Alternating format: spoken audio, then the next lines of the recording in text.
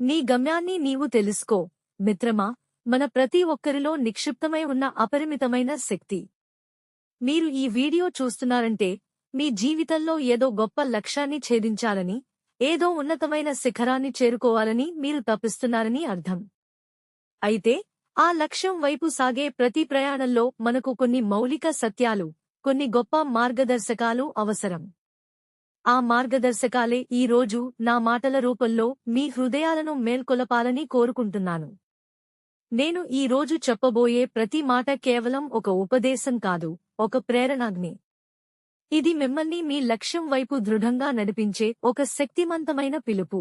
మన గొప్ప గురువులు, తత్వవేత్తలు తరతరాలుగా చెబుతున్న ఒక అద్భుతమైన వాక్యం ఉంది: లేవండి, మేల్కొనండి, మరియు లక్ష్యాన్ని చేరుకునే వరకు ఎక్కడా ఆగకండి. ఇది కేవలం ఒక సూక్తి కాదు, ఒక జీవిత మహాసూత్రం. ఎంతకాలం మనం అశ్రద్ధగా నిద్రపోతూ ఉంటాం? ఎంతకాలం మన కలలను వాయిదా వేస్తూ ఉంటాం? ఇక చాలు. నిద్ర నుంచి మేల్కొనండి.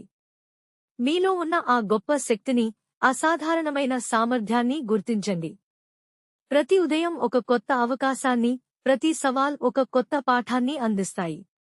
మరి మీ లక్ష్యం ఎలా ఉండాలి?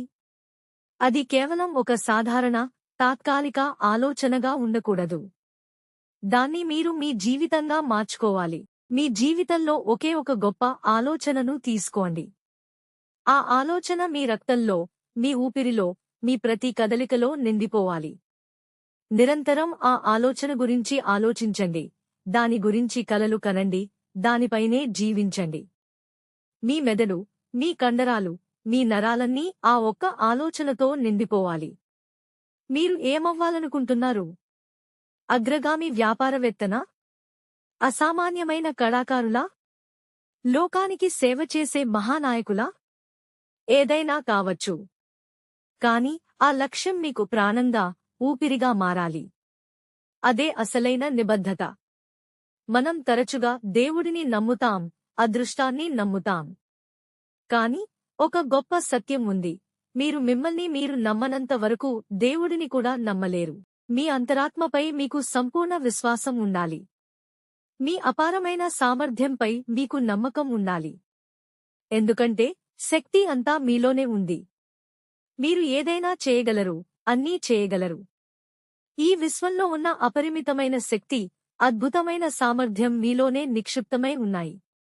మీరు నిత్యం జ్వలించే ఒక అగ్నిగోళం వంటివారు. మీలో ఉన్న ఆ శక్తిని బయటకు తీసుకురావడానికి కేవలం ఒక నిప్పురవ్వ మాత్రమే కావాలి. ఆ నిప్పురవ్వే ఆత్మవిశ్వాసం. ప్రతిరోజు ఒక్కసారైనా మీతో మీరు మాట్లాడుకోండి.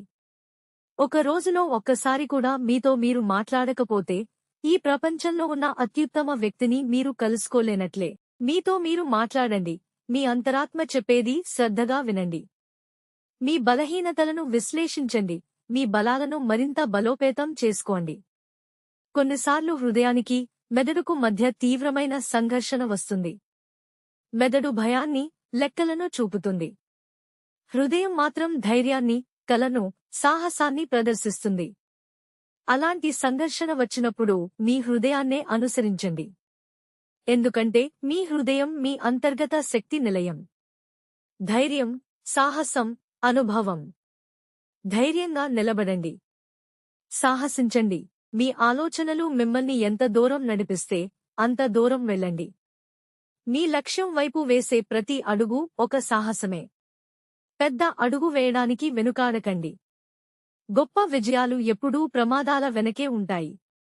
జీవితంలో ఎదురయ్యే ప్రతి సమస్యను ఒక వ్యాయామంగా భావించండి. ఈ ప్రపంచం ఒక గొప్ప జిమ్నాసియం. ప్రతి కష్టం ఒక బరువు.